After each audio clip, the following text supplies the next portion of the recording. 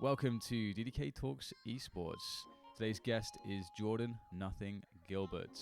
I've been trying to nail him down for a while and finally managed to make it happen here at the hotel at the Hilton next to the Wembley SSE Arena.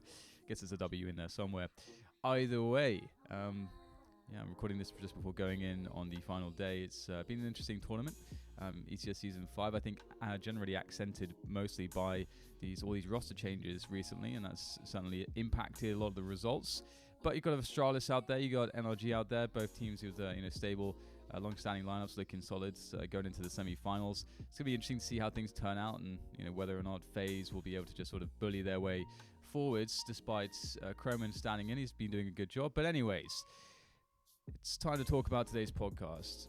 One of the reasons I wanted to get Jordan on was I've had so many awesome conversations with him off camera, and it's just, he's just a guy that's just super easy to talk to and very warm and absolutely so passionate about Counter-Strike.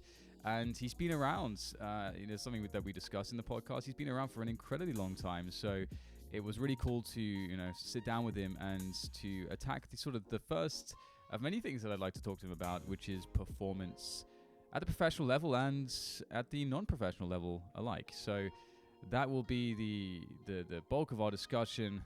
Hope you enjoy it. Now we're live. Do you have an intro? Now we're live. My intro is, hello, Jordan n0thing Gilbert. Thanks for joining me on my podcast journey. This is going to be a lot of fun. I've been trying to get you for a while because we've had loads of conversations behind the scenes when the cameras are turned away from us, when the microphones have been turned off. And instead of saying anything outrageous, we actually go into some interesting discussions about team dynamics. And one of the discussions we had was about performance, and I really want to pick your brain about performance at the professional level because you've been in the business, in the game for how many years? Like this 12, 13 years you've been at the pro level, basically? I signed up for EG in 2008, and so before that I had played, I don't know if you'd call it like ESL Pro League now, used to be Cal Invite, and I made Cal Invite when I was like 15 or something, so that was 2005, so yeah, about 13, yeah. Damn, so yeah, you're one of the most experienced people and one of the few remnants, I guess, of the professional scene of 1.6ers who's still actively playing and contributing in the CSGO scene. So that's amazing. That's really cool. You live in the game. But so the first question I have really is, and this is like kind of a doozy to start off with, and I'm sure you get this question on your stream all the time. Like, what is the deal with consistency? How can you, from like a individual performance outside of decision making, we're talking mechanics. Oh, yeah. How do you get those mechanics to just be beautifully consistent? Yeah, I feel like this is one of those combos we've had on the side because some people ask it in a very broad sense, and you're like, well, you could break it down all the way to what you ate that day, how well you slept, what kind of were you frustrated from a conversation. That's from a performance overall, like just how well are you playing the game. But from a mechanics and aim, one thing I try to tell a lot of the amateurs and the beginners is, don't change your settings as much as pros do. You'll see some pros change settings a lot and kind of tinker with crosshair or res, but that's because they've already built up that foundation of muscle memory. And so people want to change settings all the time. I say, listen, you're trying to master a certain feeling, a certain pretend like you're playing basketball and you're mastering the gravity and the weight of the ball you're throwing into a hoop. In Counter-Strike, you're mastering the distance of a flick, the feeling of the bullets. You almost want them to feel like a physical sensation in your hand that then becomes something that you don't think about when you do. And if you're changing the settings of this world constantly, how are you going to really dial into it? It'd be like imagine you could change gravity in basketball from time to time just to feel. So it's well, I guess that'd be more like recoil. You can't change that. But yeah. So yeah, I just try to tell people keep the same settings, and obviously, those other things I mentioned do play a factor in just showing up and playing. Like, are you feeling sore from a workout or from a sport? I sometimes played better in that case because I felt more zoned in from exercise before or something. But these little factors, I'm sure you can attest from. You've played multiple games at a somewhat high level, right? With Counter-Strike and Quake, different things can dial into your muscle memory. And it's a weird one too because for me, I always found an issue with. For me, consistency and focus were very much linked. I felt like one of my biggest natural weakness, like I had my peak mechanically was very, very good, but my natural weakness was the focus. And that was what I found was the biggest cause of my inconsistency, is that there'll be moments when I just wasn't just dialed in the zone and just had that laser focus. And I look at some of the very best mechanical players, and in Quake especially, and I look at them and they just have inhuman focus. Like they're just so focused. And so that became my obsession. How do I can I improve that? Is that just a set thing by genetically? What is the deal with focus? I notice that's actually a great point. I think a lot of times I would kind of like self-proclaim kind of an ADD in this the whole realm of my life, not just a video game. And I felt like, on the contrary, actually, that Counter-Strike kind of satiated my brain in enough ways to kind of fill up that meter in my mind to like focus on one thing. And obviously there's a bit of novelty to playing each game that can kind of take your attention right when you first play it, but can it keep it? So it is interesting, and I kind of know what you're talking about, kind of like the Tiger Woods and golf thing, where people are saying things in the background, and he misses a bad shot, and he's doesn't stop staring. His expression doesn't change, and he just focused on the ball the whole time and think about the next shot. Chunks one shot, goes and just nails the next one. And I do feel like for me in Counter-Strike, being just the more I gave myself to think about, the more, and also be interested in thinking about those things, because you have to be interested to really maintain that focus, right?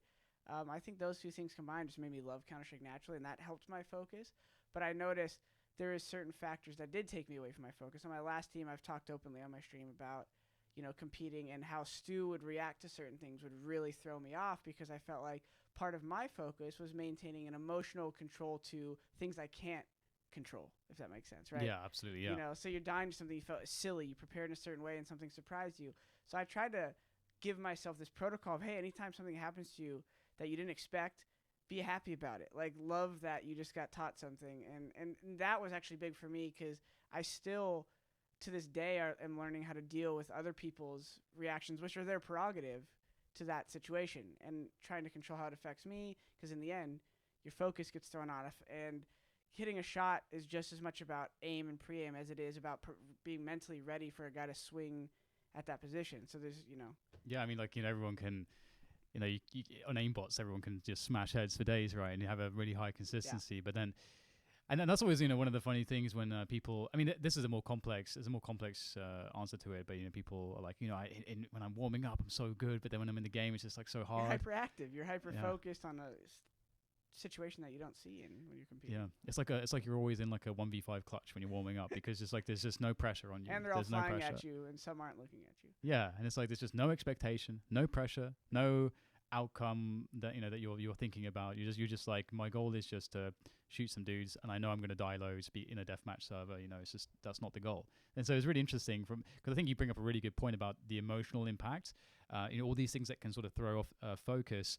And I know that was a really big deal for me. It's just like figuring out, how do I handle my emotions? And it took me a long time, because it's like, you can't just be like, oh, I just have to not get mad. It's like, that doesn't really make, you can't just not be mad. And then there's solo queuing versus playing with a team, right? Like, at a certain point you could say, all right, I'm just going to ignore my teammates.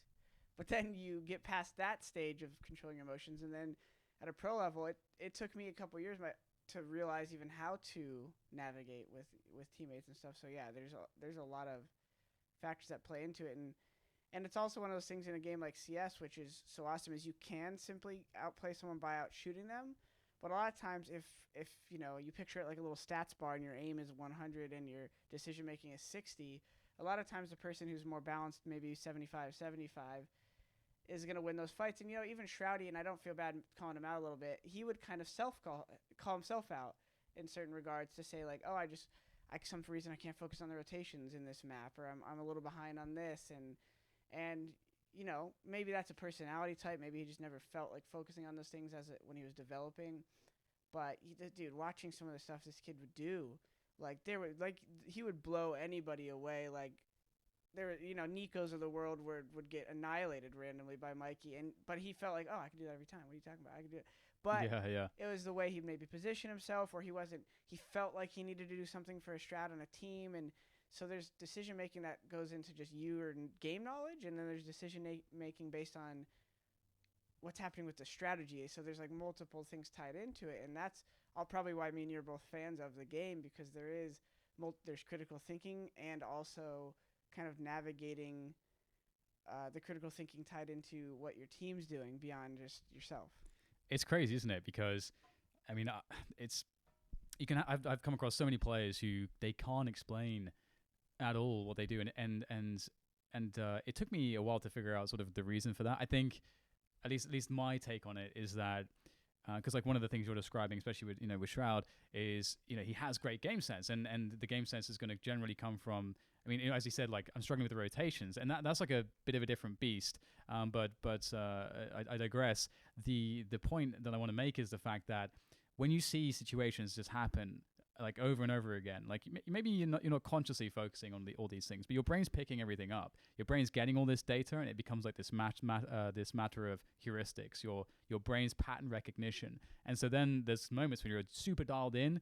And you make a flick before you even realize, and you get a kill, and you're like, "What just happened? What did was that me?" It's almost like an out-of-body experience that you're just taking part in. It's crazy. You can tell when certain pros surprise themselves because Yeah. you see their woo, like Yeah. one of them open because they know they could do it, but occasionally you're you're that 0.1 second ahead of your own flick because it's muscle memory and it's like most beautiful form, I guess. Yeah, like, you just know, right? You just know, and that's so beautiful to watch. And anyone who has like experienced that, I think that's one of the feelings which keeps you coming back to the game because you feel like I figured this shit out, and it's it not just feels hitting so the good. 1D, it's hitting like a flick 1D across the map and being able to do it multiple times. Yeah. And those spots where you just know there's 10 different places this guy could come from, but I know it's there, and then he just walks into your crosshair, and it's just like. I look like a hacker right now, but this feels great. Yeah, I love the countdowns on my stream or something when I do, and people are always mind blown. I'm like, listen, I've guys, seen I'm some of not that, yeah. Cleopatra over here. Like it's just you. I mean, I'm sure you do it at different levels when you're playing, right? Even though you never played pro, I'm sure when you're playing certain guys, you're like, well, he has the bomb. There's so much time's left. These are his options.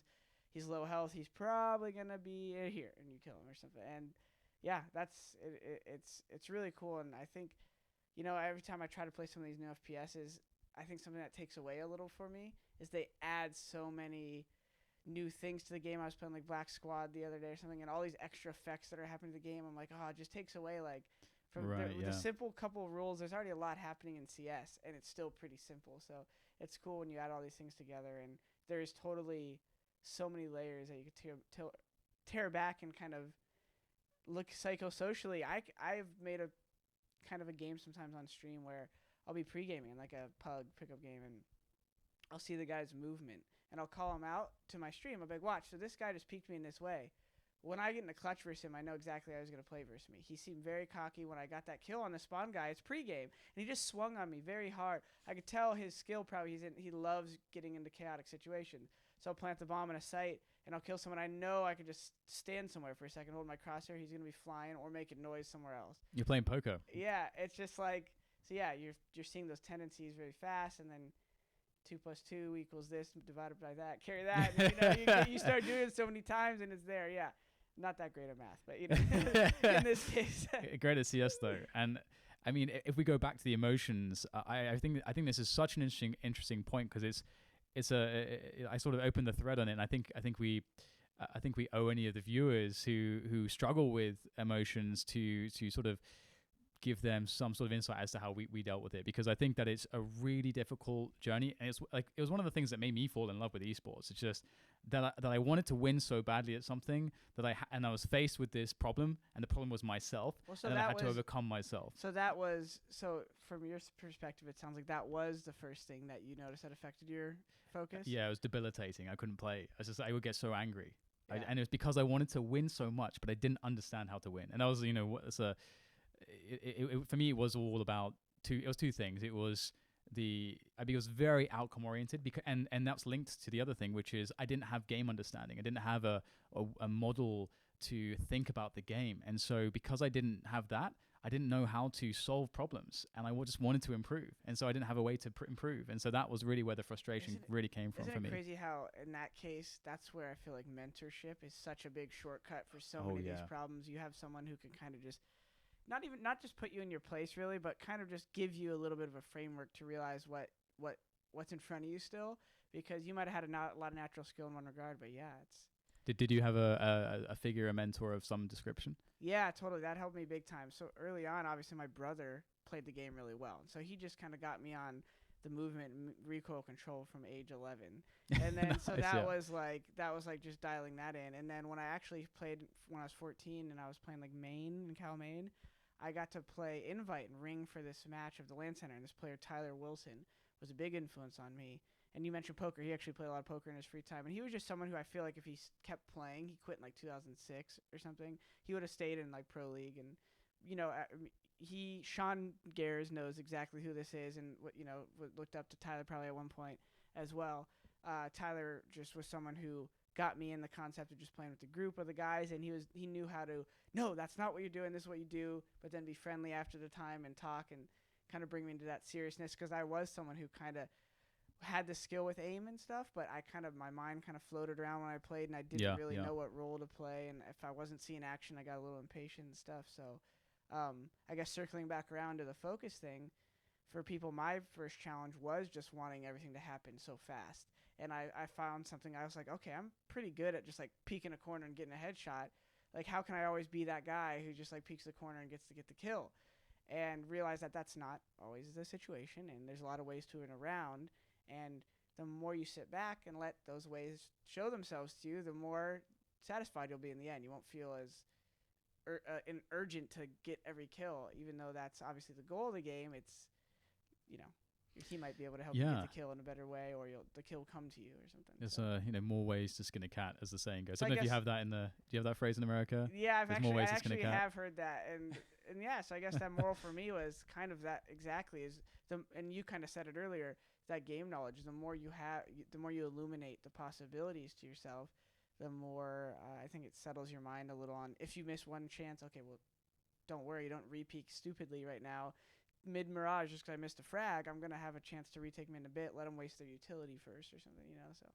Yeah, it's like that's so cool. That, to me, that's like super cool, because what you're talking about, to me, it really describes how I feel like when you're playing the game, you have all the, and again, this is why having a model is so important. I think I talk about this all the time, because I'm still waiting for maybe someone to sort of come up with maybe something that makes more sense or is more accurate. But we're constantly getting all this data, like you hear someone throw a grenade, or you have 4 teammates left and this much stuff has happened, and you hear these sounds. You have all this information being bombarded. You have tendencies that you've seen of the team, their economy situation. There's so much information, and so like having that model and way of thinking of the game, it tells your brain only these things are important right now, and you can sort of just discard all the noise, and you know exactly what to focus on and what's important, and it makes such a big difference, I think, to as you said, like you know which bits of data to pick out, be like, that's actually really important right now, those things aren't. So I can focus on that, I know how to attack this situation, and I can be completely sure of what I'm doing. And the greater your understanding gets, the better you're able to sort of understand, this is important, this is not important. And that's, I think everyone, even if they don't put it that way to themselves, I think that's everyone's goal, right, is to be able to see things. And that's, in the end, decision making, right? Like knowing how to decision making and impulse control even more, right? And it is funny because you start to even notice that at like the FPL rank S level, where there's some of those guys who come up and they actually do have above average mechanics. They kind of know the basic flow of like the average mind, so they're kind of ascended above that. They see how the people move around the map, but they occasionally fall victim to these subtleties that the next level player doesn't, and that's why you'll see sometimes certain players get selected and kind of picked out of the bunch, because they show kind of that next level of focus and comms and awareness. You can kind of hear it in their voice, and it's very subtle, because people play against me in the stream all the time, and I think they're nervous because they're trying to show off to me.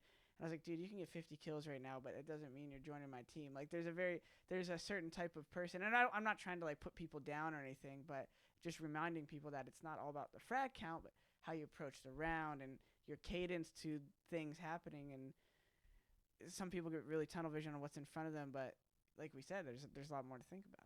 Yeah, there's a lot more than the frag count. I mean, that's like this really horrible situation I think a lot of players find themselves in, because unless you can, like, you have to show to everyone that you can frag really, really well first. So then to everyone, the goal is, well, how can I get the most frags? And then everyone's really obsessed by getting frags and not playing correct Counter-Strike. So now you're taking this separate path. There's a path that goes all the way over to the left, which is getting frags, and the path that goes all the way to the right, which is playing understanding Counter-Strike and playing Counter-Strike really well. And I think that is that transitional moment when you have to sort of be like, oh crap, I'm sort of, I really don't have like the requisite knowledge to make all the best decisions, to be a great team player. Like that's then transitioning to correct Counter-Strike. That seems to be the problem for a lot of players, but it's also one of those things where how do you like? I mean, as you say, like someone has to frag anyway for you to want them to be on your team. They can be the smartest CS player of all time, but if they can't frag out against some of the best, then well, tell me what you think about this. I have people on my stream a lot of times who, hey Jordan, it's a normal thing. I dropped 25 one game, I only get 12 kills next game. So they're already like using that as their only metric, first of all. And then the end of their question is like, how do I stay more consistent in my role of entry fragging? But then I ask, and they're solo queuing and they're pugging. And so I kind of tell them like, listen, if you're going to solo queue, so my advice is basically, if you're an aggressive player, kick it into passive gear when some pugs. Like, try to play the opposite of your urge, kind of, so to speak, so that you start getting these different looks at rounds. And, I mean, it already is kind of limited in a pug in kind of what factors the other team are going to play. I mean, sometimes I love pugs when I'm streaming just because of how hilarious it is to abuse the terrible comms in the other team. I'll come out up and Bria Mirage, I'll get that kill, and I'll just knife out bunny hop to market because I know that guy rotating through windows got his pants down right there. He's not ready for me to come through market. And so people like complain about comms all the time in pug, but I'm like, you're just mad because you're not doing well. Find a way to like navigate this random space and practice little things. Don't stop looking at the scoreboard when you're in pickup games. But then it does come back to the same issue. Of everyone wants to get the high count and have the high RWS or high facer rank and the ELO system, and that's a whole nother combo. But no, I mean you raise a really good point there about expectations, because I know so many people that they get really mad at their teammates for making mistakes when in reality, like how much can you really expect? Well, from then that they random stop guy coming, and then the person who's complaining about their team baiting or not knowing how to like trade is also just like not coming when he sees or hears certain things. Exactly, So what do you think about that advice? What would your advice be to someone who wants to approach pugs? Because a lot of times I just say the most simple approach is kick it into a different gear. Like if you always are rushing, do that. If you're always playing slow, do this. And that's just like very bare bones, but it's just like an idea I throw out sometimes when they give me a very general question. Yeah, I think for me is somewhat similar. It's just I like for me personally, when I'm in that situation, I like to sort of recognize, okay, what are the limitations? What are the things within my control? Like where are from like a best bang for buck from a time investment perspective, what can I put my effort towards that's gonna actually be the best practice? And kind of as you're saying, like it's hard to really rely on your teammates. You can't really rely on like the entry fragger example, like you're not going to get that guy that's going to pop flash you in every game or something like that, or even knows the nades. And you might have people in some spots that don't know any nades. So for me, I try to say to people, just focus on doing the things that you can do from like a solo perspective. If you want to play team Counter-Strike, go get a team. And then once you get that team, if you know all the ways to open up certain areas by yourself, or maybe even just like you can focus on plays where if a guy's near you, like understand what kind of like flashes he can throw for you, and then call it out. Utilizing your teammates is massive. Yeah. And I was gonna, I just keep wanting to speak up as I'm hearing you say these things because I totally agree. I think, like you're saying, what you can control, and then knowing your goal of the pug, right? Like you just said, is like, are you trying to play with a team? Then play as a team. But if you're trying to win the pug, you could still utilize your team, like you're saying. And like as well, you're talking about solo plays, like train. You can get out Olaf by yourself and probably kill the guy top 6, and then make a play through sandwich and really open up the round. And then if you just kill that guy top 6 and pause for a second, see your guy T mid, hey, can you flash camera for me right now from T mid? Because that's going to blind anyone bomb train when trying to watch you come through sandwich because they know you just got the kill. And that people, it's almost like they resent asking their teammates. I don't know. Like some people go outside and they just seem to have one gear or the other. I'm going to go make solo plays, or I'm going to be a shitty teammate or something. So it's funny to see people who really want to win not like rallying their troops. It's like if you really try to win and you think criticizing this kid who's obviously worse than you is going to somehow help his performance today, rise this guy up. And if someone's being toxic, honestly, I try to kill them with kindness. But if they really want to be toxic, this is the only time I feel justified in guilting people. You want to trash me? All right, man. Sorry, I'm just trying to work on this, bro. What would you have me do? Okay, you're gonna keep yelling at me and say slur. Okay, well, all right, brother. I just want to win, man. I'm sorry that I'm not helping you. And it kind of works, but like that's the stuff. If you really want to win the pug, you've got to be able to go to that length. If you're just gonna be upset the second someone doesn't flash for you and you didn't even ask for the flash, you're not helping yourself in the pickup games. I mean, you're talking like what you're talking about is like something that's so overlooked it's, I mean, again, like you can have great aim, but you can have bad team play. You can be someone that's. Why am I not pro, Dan? Yeah. I kill everybody. But that social intelligence aspect, how well you work with others, it's such a big deal. It's a team game. And this is actually the funny thing, because I remember I dropped out of university after 2 years, but I remember university. 1 year here. Oh, yeah? I know so many people in esports that dropped out, man. Oh, dear. And I remember thinking, it was always, I would always be met with this feeling of dread whenever I had to work on a team project, because I'm like, I know I can carry my weight, but I know that these people that I'm getting put with, that they can't carry their weight. And then it took me ages to realize that that's the exercise. The exercise is actually not necessarily about who is the best at doing the task per se. It's about actually creating a spot where everyone on the team can work together to complete the task.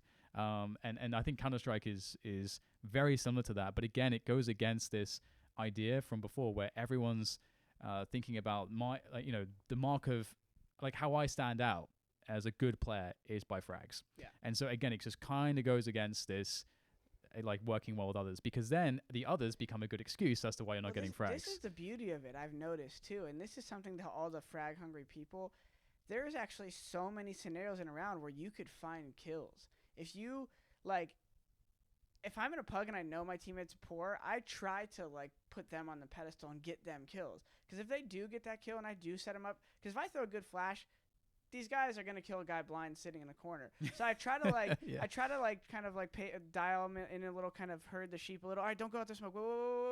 Wait till it pops. We're going to wait a second, see if they flash. If not, I'm going to smoke here. And then I think there's a guy to the left, so I'm going to flash for you. And then they go out, and I kind of baiting him, but not really. Like, if the guy's there, he's going to get the kill. But if he's not, this guy's, movement might not be good, and the guy might be on the right and kill him. But then I'm going to get that trade. And then I'm going to get into the after plant. And then even if my teammate succeeds, there's a good chance 50-50 that my teammate doesn't succeed and I get another kill. And if you just kind of grind the round and then also just hold a spot in the beginning of the round, they might push you. And then mid-round, if you let your team be the ones to initiate, they might die and you might get to trade. Or they might succeed and then, cool, you won the round and they got this and they succeeded. But I find that actually, when I kicked it back into gear and when Tyler helped me, I found myself getting just as many frags or just being just as satisfied with the game because I was just getting different looks. I was killing more after contributing in so many ways. In different ways. And it's not even just about the kills, but my point was there are still kills to be had if you're not in a rush to get them. And, do you need 20 versus 15? No, like if you're consistently up there, that's the final point, I guess, is that you are going to get noticed. And that's like the thing is when you're playing with better players and you do make it, sure, if you're playing, through these bottom FACEA ranks, you want to try to get kills if you're that much better than everyone. You notice your skill is that much better, but never an excuse to be a shitty teammate, never an excuse not to calm. And so once you get to the pro level, you won't be worried if you took that approach because then you'll know these guys are going to notice when am I in that situation where it's a 2v2 and I'm with my teammate. How are my comms? How is my cadence? Am I talking calmly? Am I nervous and shaky and long-winded rather than concise and confident? And those things are going to shine through. And then if you get the kill you're supposed to get, we're going to see your crosshair control. We're going to see your placement, which goes back to me laughing when people, if I get 30, maybe, n0thing will recommend me to his friend's Mountain Dew League team or something. And I'm like, it doesn't work like that. But yeah. Oh man, you're like the Jesus of Counter-Strike pugs. Just like going around, just giving to people. Putting them up on a pedestal, helping them out, turning water to wine. The spoilers doesn't end up very well for you, but people. People give me a lot of credit. I'm like, listen, I'm also making money on Twitch while I do this. People are donating and subbing, but it is one of those things where I do love creating a good environment because there's a lot of fun to be had playing the game with the boys and yeah. It's great because and it's girls, inspiring. I don't know what. Yeah, no, it's so. I mean, that's inspiring. Like you're an inspiring character for doing that and giving that outlook onto the game for people. And I think, there's no surprises as to why people why you're really popular and really well loved in the scene. But moving onwards, how do you again like going back to the professional level for a little bit, pressure. How do you deal with pressure? Is it just this focus thing again? Is it just too many things, too many voices in your heads? How do you just have a good performance and just cast the pressure aside? Is there ever such a thing, or how does it work?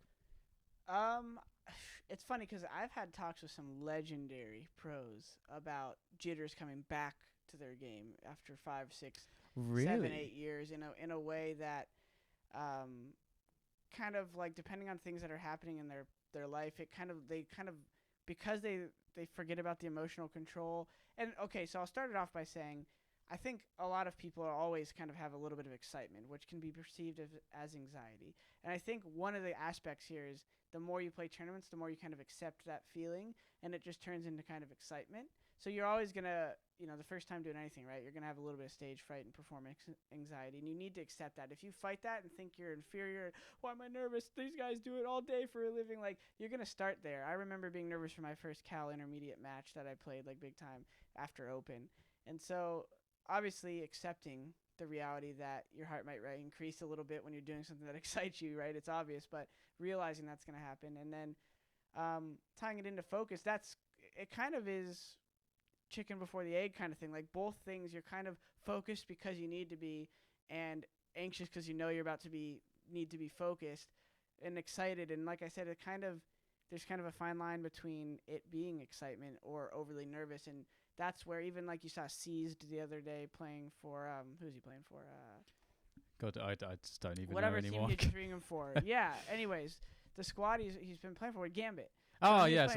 Gambit, of course. He was playing for Gambit, and you could tell he was in his own left head. For some reason. He was in his own head. And so that probably made him hesitant. And that hesitance turns into kind of anxiety. It's kind of one can come before the other, where you get kind of anxious about the perception of yourself and the server. And so at every stage, there could be something to be anxious about. Cole Deer could say, okay, well, the team has been having some performance issues, and I'm calling, and my stats might not be the same. And he might have a little insecurity that he never needed to acknowledge because his role changed so late in his career. So I think part of what makes these top competitors who do it so well on the stage are just kind of accepting a little bit of what's happening because you want to win. And also, like we're saying, having those controls. So it is quite the formula of things. And some people have it in the form of extreme intensity. For me, sometimes, like, kind of you see me smile after things sometimes, even in the biggest matches when I get like I miss a kill and it's a 13-13 for 250 grand. I kind of have to laugh at myself sometimes because I'm like what? Like how did that guy not die? Like what? Yeah. And for other people it's borderline breaking the desk, and hopefully they transfer it to their leg so that I don't need to feel it. We had some teammates start hitting your leg, brother. I don't want to hit it. Who broke the desk? Someone broke a desk. Oh, it was Legia, I think. Legia broke a desk, man. Dude, you do get frustrated. We, as much as we're talking here about this kind of like, cerebral beauty, it's I'm trying to think of the word. I had a good word on the tip of my tongue, but just like perfect flow state. It's just because you're a pro doesn't mean you're always in it, and you're kind of constantly, I think, grinding, and that's what practice is about. And I think the people who don't stay humbled, and I think that's part of it, keeping yourself grounded. Yeah. Even today, who is a G2, these guys have won majors, and like we're about to play Luminosity. If you asked us last year we didn't let these guys get more than 9 rounds in 2 maps, we would have been upset. And now they're coming in saying we just got to win these 2 games. And so a melting pot of accepting the feelings and also just being determined to accept the feelings and put what you know to work. And there's so many factors I think that could affect that. Like I was saying, how long you've been playing it. Oh, is the community? It could be. It's so important to develop your own kind of sense of confidence early on and not rely on positive affirmations from everyone. Yeah, I think that was even a big part of me going pro. Tyler being my mentor when I was 14 and also saying, hey, man, you're nuts in these regards, but you need to work on that stuff. He was lifting me up while teaching me. I feel bad for the people who always get put down or don't have that positive reinforcement of that mentor. So, yeah. It's a big deal. I think more or less every single conversation I have about mastery tends to involve mentorship at some point. There's a really good book that I recommend everyone read if they haven't heard of it. It's by a guy called Robert Greene, and that's Green with an E at the end, so Greene, and it's called Mastery. It's a really well-known book, but if you haven't heard of it, go check it out. It talks about basically, there has a huge chapter on mentorship. Basically, the author takes case studies from real life success stories, and so I forget who he used for mentorship, but he had Leonardo da Vinci in there, and he uses him for a case study for one of the chapters. I forget which one. And so it is such a shortcut. I think what you say is correct, and so you're saying as well, so you're saying the solution is accept it, be humble, find a reasonable outlet, whether because as also you say, if you're very intense, that can actually that can actually be a problem for some of your teammates sometimes. So that's where you can have these interesting team dynamics. But ultimately, you feel like the work is really done off of the LAN server, and it's more about preparedness. Would you say? Yeah, I mean, I had to keep bringing this up, but yeah, even like playing with Stu, I actually loved the fire that was under this kid. It almost reminded me of like a Kobe Bryant. Yeah, And I felt like all we were missing was Phil Jackson to come burn the sage in our locker room a little. Because sometimes when there was issues on the team, some of his emotions started spiraling out. I think of like the sun flares that are like snapping off. He was such a ball of energy when he wanted to play that when we were winning and when we were driving, you could tell that you could see the focus on his face. You could see the intensity. He was supporting of people. But when certain things were happening, there's frustration and losing, that thing would kind of take you out of it. So there is different forms of getting to your focus point for sure, and different. Yeah. And I had to even learn sometimes when he was mad, it had nothing to do with me. But at first I'd be like, "Yo, what's your problem? I'm over here just chilling. What's your?" But then I had to realize, okay, Jordan, that's his emotional makeup. He's not necessarily mad at you. He really, really wants to win. And like you said, it's kind of outcome oriented, and that was some of the inexperience that he had. And he was just.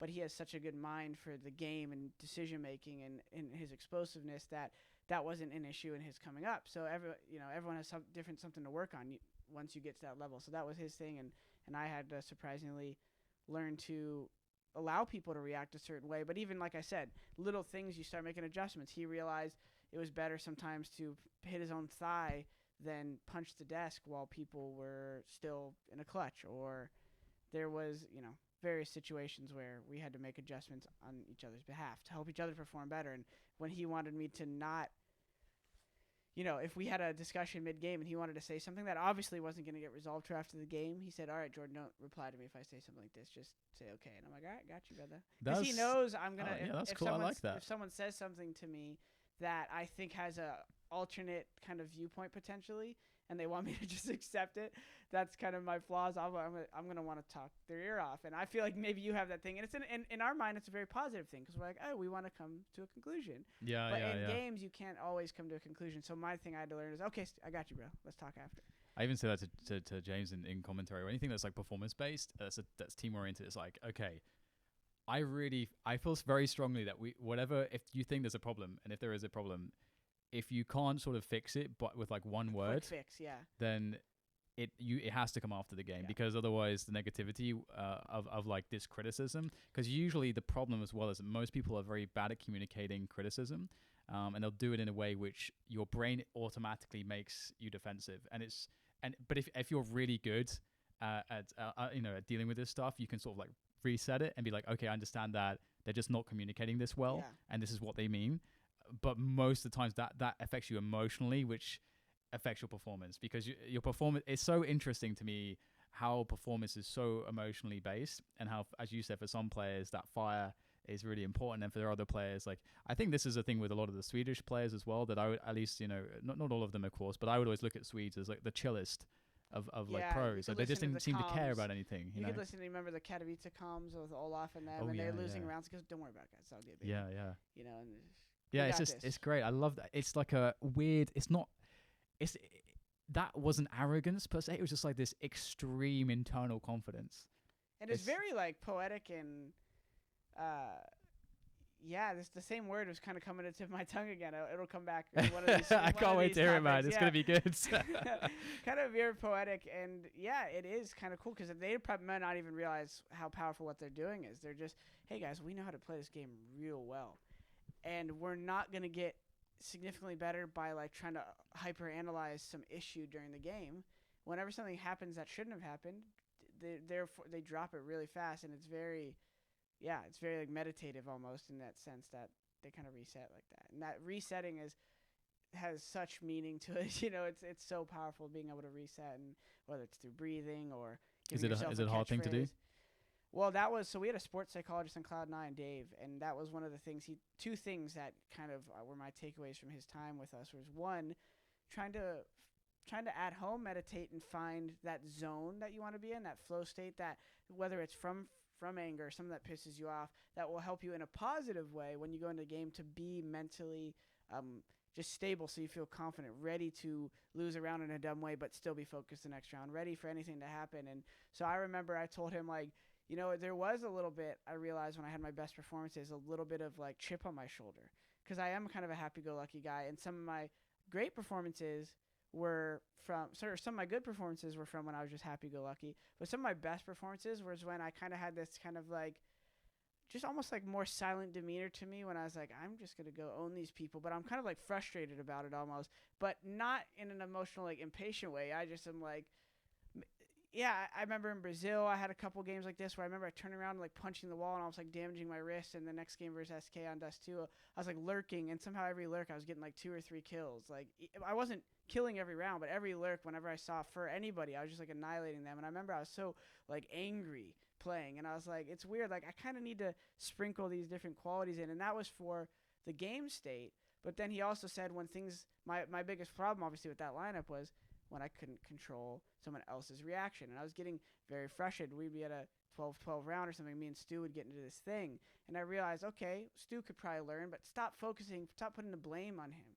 Control how you react, and then just don't fuel the fire. Because like you said, it's very easy to do poor communication and get defensive. And that's exactly what I was doing. Is I would start good, but then obviously he doesn't want to have that combo because that's not his personality type. So then I would use that to justify, well, I'm just going to throw some fuel back on this combo. And then, so Dave helped me, those two things. One was getting into that mental state, not being frustrated, but being seriously kind of like just focused and thinking of times when I was focused and meditating on So those it's sort of times. like creating reference points so you can kind of like quickly Exactly. go back to Creating a reference point. I actually had, you know, some words in my mind that I would I'm going to keep to myself, but that were kind of just, I would say as kind of a mantra before the games. And then, so yeah, mantras work for sure. Chipotle. Chipotle, Oh no, sorry, that's dazed. Yeah, exactly. burrito. I want to say something actually to that in a second. And then the second part was totally just accepting anything that happens and realizing that people's reaction is their prerogative. So I have some moments in mind that, yeah, where just things went down, and I was like, it's all good, baby. Like, let them be frustrated. And I would feel that kind of feeling in my chest rise, and that's the physical, and that's the hardest one to kind of fight, and you accept it right away. Boom, you're accepting. You're moving forward. And as someone who kind of understood that concept, it was so hard for me to feel it in this new challenge, which was, you know, having a teammate who I respected in game so much as I did Stu, and me and him talk so much out of game. We were probably the closest people out of the game, so it was the first time I had that scenario with someone who we conflicted so much with in the game, and not feeling like, you know, it's like your brother. Who are you hardest on in your life? The people you're closest with. So I felt like me and him could talk, but it just never dialed in the game. So we had to learn the system of whenever he felt something was wrong with me, he would just, okay, and I started towards the end, you could tell him just eating his words, and then he would say, and I would just kind of be like, he would get frustrated at someone else, not even me, and I'd want to say something and be like, nope, don't, just like next round. Yeah, that's really interesting. Yeah. You've actually sort of changed my opinion a little bit about one thing, because I felt like one thing that helped focus, and for me it was so much about getting away from my emotional responses, because I would always have, it would always be negative anger, like, because as you know, you were talking about, you know, using anger in a positive way, and I definitely understand that is to a thing. help your performance. Yeah. And then if something happens that you don't respect, that's where the second part comes in. Or don't like, right? That's where the accepting portion comes in. But if you want to hit that gear, it's not all just like poppy or flower fields and everything. You want to be engaged, because competition is that thing in life that isn't, you know, if we're actually thinking about like being the best human and we're getting very like, you know, spiritual, competition has no place in that realm, right? There's nothing competitive about love, right? Everything is just being and happy. And so that is like that kind of other end of things to me. And I think that was some of the problem I had with this mindset, is I didn't realize, I think I actually do have a internal conflict with competition. I didn't realize that. I thought I'm a super competitive person. I hate losing, but I didn't realize that I had this justification or this thing inside me that was so, okay, well, that's not really a part of love and life. There's no competition in love. So then I realized, oh, Jordan, you competing, this isn't like the end and all be all in life. You aren't gonna, your life isn't gonna be ruined if you lose, but you are signing up to compete for your living. So that's where that's why I think that triggered in me after all. That was like 8 years into my career where I was like, oh, like there is a place for that fire in competition. That is the nature of what you're doing, Jordan. Now, if you lose, step out of Super Saiyan mode, go back into the normal mode. But you got to go into that Super Saiyan mode when you want to play, because that's how you rise to the occasion, right? So yeah, and sure, if you have 4 teammates who are down to be chill, it's awesome. I'm always down to be chill. Like, I use the Super Saiyan thing because the time when Goku goes Super Saiyan for the first time, like his best friend just gets murdered in front of him. What does like, he use? It's all anger, and that's what you learn if you watch the recent Dragon Ball Super. They kind of reiterate that. Because they meet this Saiyan kid who doesn't know what Super Saiyan is, and they have to explain, like, oh yeah, you trigger with anger, and Goku's all happy, like, I'm hungry, I'm eating. Oh yeah, use anger, by the way. Let's go fight these guys. Are the strongest in the world. They could end the planet. It sounds so fun. So like that's literally who I want to be when I compete. Is Goku. This guy is just smiling, fighting someone who could end the world, but at the same time he activates his anger to pull out the power to fight this person. Yeah. But he's also coming from the right place. Same time. Yeah, and so that is a very powerful thing I learned and didn't really realized until pretty late in my career. I have to say that again, like I can't really emphasize this enough. Like for me, it was always about I've always felt like the emotions were the problem for me, and I felt like if I can and I think in many cases, I performed well because I was very steady emotionally, but at the same time, I think I definitely lost a lot of spots where I could have performed much better by sort of harnessing the emotions instead of trying to take strategies to eliminate them completely, which is something I got fairly good at. But but at the same time, I can really see that. I mean, if we look at it from this way too, if you're competing for a living and you obviously have invested thousands of hours into this thing, you care about it. You really care about it. So you can't not be emotional. I mean, if you're not emotional about it, it kind of means that you don't care. It's sort of like the worst sort of in a relationship. And I will just to go for it. Really quick is, I do think some people get caught, and I might have had a little bit, but not as long as some others. Maybe even some like Tyler, but I don't want to speak for him. That's Cadoodle. I think sometimes they justify that kind of middle ground, that kind of like neutrality, as thinking that they're just ice cold and I'm just not affected by anything. But I think that those people like Tyler, you could tell he's super competitive and really wants to win. So I feel like even at E-League, you see how much emotion he was expressing when he won the major and the performance. So I feel like, I do think the people that don't realize that, I don't think that they think they're right 100% always, and maybe they do in the time, but I don't think they're not open to it, and I don't think they're willing to change. I think that's what I was trying to say. Yeah, and honestly, it's really cool. I feel like this is super cool. Like I'm going to be thinking about this in a different way now, just because of those spots where you do get angry, and it's easy to be like, oh, anger is a bad thing. Anger's a bad thing. I need to reframe this so I'm not angry. What as would opposed being happy to mean if you didn't get angry, or what would the positivity mean if there wasn't negativity? Absolutely, yeah. And imagine if you're indifferent. It's like, let's say if I was indifferent to you. Yeah, it's like that means that I would not care at all about anything about you, and that's the worst place to be as far as like your relationship to something goes. Can you imagine for some of these athletes in sports that are super like football or soccer, whatever you want to call it, some of these guys who take that, because I feel like some of my persona in Counter-Strike changed who I was as a person. I was kind of introverted when I was younger, and then when I realized that like this kind of certain attitude helped me, like I became a lot more open as a person as I got older. Imagine that neutrality, how it must affect some of the top soccer players, football, tennis. They probably feel like they need to take this persona everywhere so that their performance is maximized and they're always in this flow state. And it could actually have some detriment to their relationships, not just with a significant other, but with friends and other things, because you realize, okay, sometimes vulnerability and letting these things go is a big part of progress. It's a really interesting point, because I know when I was really a young player and I was first becoming a professional, one of the things that I learned really quickly from an observation of other pro players at the time, I thought to myself, you know what, actually the most important thing for a professional player is to be incredibly arrogant on the server, because you have to have this because it is like a self-delusion. It's like a positive self-delusion that you have to believe that you are the best player on the server. Like you have to think that. It's obviously objectively not necessarily true, and who knows how many ways you could quantify that and what metrics you could use to judge it. But in reality, that's what you need to be on the server. But out of the server, you just need to be confident.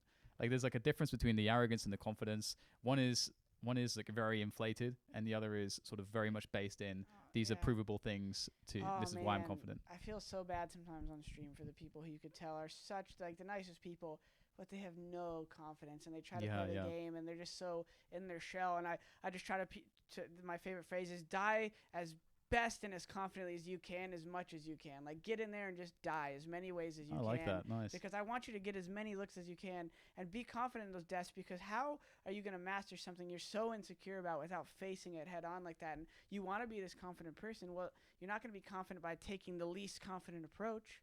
So it's a little bit of the old cliche, like fake it till you make it, and combined, and it's hard to, like, how do I just do that? Well, you really got to throw yourself into the lion's den, especially because, and this is where it's hard when you have like ELO systems like RWS or like FPR, everyone's looking at DAR or whatever.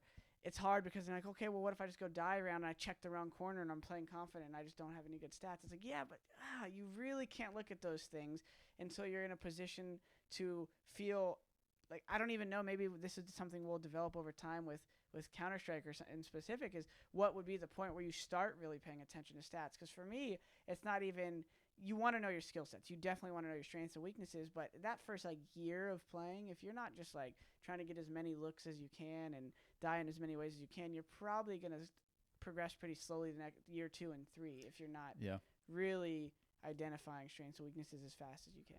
It's like I think, was it Michael Jordan who said, the reason why I'm so good and so consistent is because I've made every mistake. Dude, he's like, I've made every mistake. When someone like that drops that bomb. And apparently he's a bit of an arsehole, I hear. I've heard that about Kobe. Yeah. I mean, even LeBron, who seems to be not too outspoken always, has also, I mean, I don't watch basketball, so maybe I'm wrong on that, but sure. I know in certain regards I've watched a couple of things, and this is actually partly because of Stu linking me some basketball things, where he is very critical, and I think these people that are very dialed into competition, maybe too dialed in, and maybe they sometimes wish they had a little bit more of, who would it be, like Steve Nash in them or something, the guy who is all about kind of the chemistry, and I'm more into hockey and golf nowadays. But, right. But yeah, and you can totally get absorbed by that energy, and because they do realize there is such a position for that. I mean, I think Kobe, I remember one game, before the game, I remember reading something, because I was really into Phil Jackson for a little, because I wanted to learn just some like coaching things and how, because CS teams don't have a coach, so you kind of all need to be the coach. So what are some things I could pick up from this guy that don't hurt people's egos? And then he was just saying it was so crazy to manage Kobe's ego, because Kobe had literally come into before a game, practice for 2 hours, see another player come in from the other side of the court into the arena and start getting his shots in, and then Kobe had another like session and meeting with the team, and he'd cancel it so that the other guy could keep seeing him practicing all the way until game time. He'd practice for like 4 hours and then go play a full basketball game just so the other guy would see him not leave the court until the game time. And he was like, when Kobe came to the locker room and saw someone say something little about the game, Kobe was ready to destroy his teammates if the guy was making an excuse. But so he had to kind of like guide that energy and stuff. And I thought that was always like crazy to see, and that's why I loved like Stu's Fuel and stuff. It's because you want that.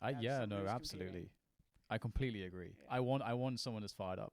It's you need those people, because like when you have a moment when there's any doubt, and we're human beings, there's always going to be some doubt every so often, maybe not every game, but that's the guy you look to and you're like, it's the reference point again, like you were talking about reference points earlier. That guy like sets that reference point of the intensity. And it like for me, it like sparks it a bit in myself. It's like, I'm in like a super important game. I've played this game for thousands of hours. Like let's go, let's do this. So for me, that's a really good reminder, because it brings you back up. You have to meet the level. Otherwise, you're sort of just like a little bit too low, because maybe you've had a bunch of rounds where you couldn't find your spots, or maybe you just got fragged and was completely wasn't your fault in many respects. And that's the person that keeps you honest, I think, sometimes. How do you feel? I feel like that's one thing that this is what I'm so excited for with Counter-Strike, and maybe I'll even be part of this staff in the future, is having a legitimate coach and coaching staff. One of the biggest things that might be hard to know from the outside perspective is players do not respect their coaches in Counter-Strike in a lot of senses beyond just like some analytics. Like, sure, feed me what you know about this team, but I'll decide what to do with the information. Tends to be a lot of the approaches. And now that's slowly changing with certain teams who have been with their coaches for a while. But one thing that a lot of traditional sports have that I'm a bit jealous of is that, because baseball or something's been around for 100 years, you have all these people who've grown up around the sport who have mastered their craft, which is coaching, which they might have not been the most respected player, but no one is going to question when the coach tells you what to do. Or maybe the best player will, but then the coach and him have their own kind of dialogues. And in Counter-Strike, one of the biggest misfortunes sometimes is not having that mediating figure to know how to focus on making players be the best person they could be while being the best competitor they can be. Yeah. And, Valens did a pretty good job of that when he came in, but he also wasn't ready for some of the challenges, I think, with the different personality. That's just anecdotally speaking. But I know in other teams, people face this issue, and I'm so looking forward to the day when, people like myself and other players, I'm not sure if I'm ready to coach yet, but people like that have played for a while, those are the ones who are going to get respected, and the ones who have a good temperament. Forrest, if he really was into coaching, that kind of person who just has a great temperament about and when he plays the game. Neo, some of these legends, get them into the coaching role. It would just be so awesome, because I know the hotheads, we don't want to just turn them off. We don't want to turn their passion off. But having a coach to be like, all right, guys, we'll talk about that round after the game. This is what we're focused on. Remember the default, pacing, focus on this flash, and just kind of dial everyone back in and almost help people with that reset kind of concept we were talking about. And I think that's what really great coaches do. If I follow coach quotes on Twitter, so I'm verifying giving this input. But I haven't read enough. There's Tommy used to give me some great insight. But yeah, I think coaches. Yeah, I'm really looking forward to getting. It's something that I always thought was like, I fantasized a bit about it myself, because I was like, because I feel like I've learned all these lessons, and there's so much insight and knowledge you can like pass down to players, because it's so much outside about the stuff outside of the game as well as the stuff inside of the game. And I think that's like another problem that's happened, as you mentioned, because I think I could do a good job. I just think that but I'm not a Forrest. I'm not going to command the respect per se, and also at the same time, my knowledge of the nuances to the meta each week, and some of the flashes that people start throwing, then I'm always gonna be slow to catch up on any things like that. That is the one difference, right, with CS versus traditional sports. People always try to tell me that CS is like, you're playing Dust 2 for so many years. I'm like, how many years has soccer been played on the same field? Like, what are you guys saying right now? Yeah, like, it is. And that is one of the things with esports in general, right? All the changes. Geez, League of Legends, imagine being a coach for that game and not having played it at a high level. Like, are you kidding me? Like, I don't know it well, but like CS, yeah, you're right. If you're not playing and knowing like the recent one-way tricks or something of a smoke, how are you going to really dial everyone in on that level? And that's why, as you say, like, you need the staff, you need the whole team there. And I think that if all the jobs are split up correctly, it could be an amazingly successful project. And I think that's because for me, it's all the stuff like outside of the game, like this I've always really loved like the sports psychology aspect, and sort of managing yourself, managing a team, managing the communication, just everything around that. And but I think this is an issue that a lot of coaches these days have, is that they'll go into a team as a coach and they're a really good analyst. Maybe they are an ex-player, and so they have that respect. But maybe they're also being asked to effectively babysit these players, or maybe they're being asked to mediate the arguments and stuff. Yeah, and then that sort of that's a job for more than one person, and it's very hard to find the analyst that was the ex-pro and is respected and all these things already. And then if they're not super respected, they're kind of pandering to whoever's the perceived best player on the team. Yeah. So someone new Brazilian young kid might come and try to coach SK, and what are you going to defy Cold Zero and have him be like, hey guys, by the way, management, I want him gone. Like they're worried about that. So it's this whole conundrum that I think with time will slowly get better. It's hard to kind of force it. That's why it's exciting, right? I mean, we're pioneers in many respects. Not to make ourselves sound too grand, but in many regards, both of us for sure.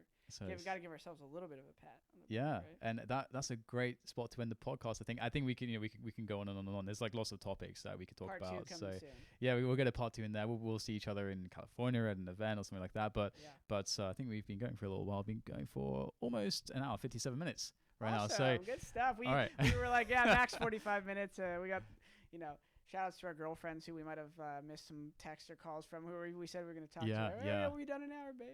Absolutely. You got to get the calls and the girlfriends. I did a podcast earlier today with Jason, and we actually the last portion was about relationships and cool. and how it's definitely a struggle for some people. If you travel a lot, you're doing long distance all the time. So circle back around to the communication 101 stuff. Yeah, there you go. Cool. All right, Jordan. Well, thank you very much, and I'll catch you on the next one, hopefully soon. Yeah, thanks, brother. Appreciate it. And so that spells the end of podcast number 1 with Jordan. I think there'll be many more to come. Honestly, he's a fantastic guest, and it was quite telling. He off camera off the mic afterwards was like, "Oh man, I'm just so happy that we finally managed to catch one of these conversations that we have at these events." on the mic for once, because we've spoken at length on many topics. So can't wait to dig into more juicy stuff with him at a later date. But yes, that has been Jordan Nothing Gilbert. If you would like to support the podcast, I do have a Patreon with, I think, patreon.com/DDK Esports. You can also follow me on Twitter at DDK Esports as well for any news and updates. And you can tweet me any questions or anything you have about the podcast. And, I think I'm going to be segmenting these a little bit more and making them a bit cleaner and more sort of well produced in the future. These ones will be a little bit sort of rushed just because I'm at the event. And the main thing that's important is the actual conversation as opposed to anything else. So with that said, I suppose that brings today's episode to a close. I do have another couple guests who will be, you'll be able to look forward to on some of the next episodes. I managed to catch Moses again for another awesome conversation. This one was really, really cool. We talked about a lot of the nitty gritty of what it's like to be talent on the road, and it was and also some of the issues that that there is with tournament formats and some of the things that we think could be helpful to help improve things in the future for how CSGO is consumed as a whole. So lots of really interesting stuff there, and I'm also looking to nail down Lurpis to get some of the scoop on MIBR, and also to introduce, I think, many of you to get a better look at who Lurpis actually is, considering that he also has been around for absolutely forever in CS, and of course now he's going to be taking a bit more of a even more forward role. I suppose that said, he's probably one of the more active pundits on Twitter, so I suppose most of you already know him, but it will be really cool to get his look into exactly what is going on at the Mortals and MIBR of late. Either way, that's me signing off, and I hope to see you on the next episode. Ciao for now.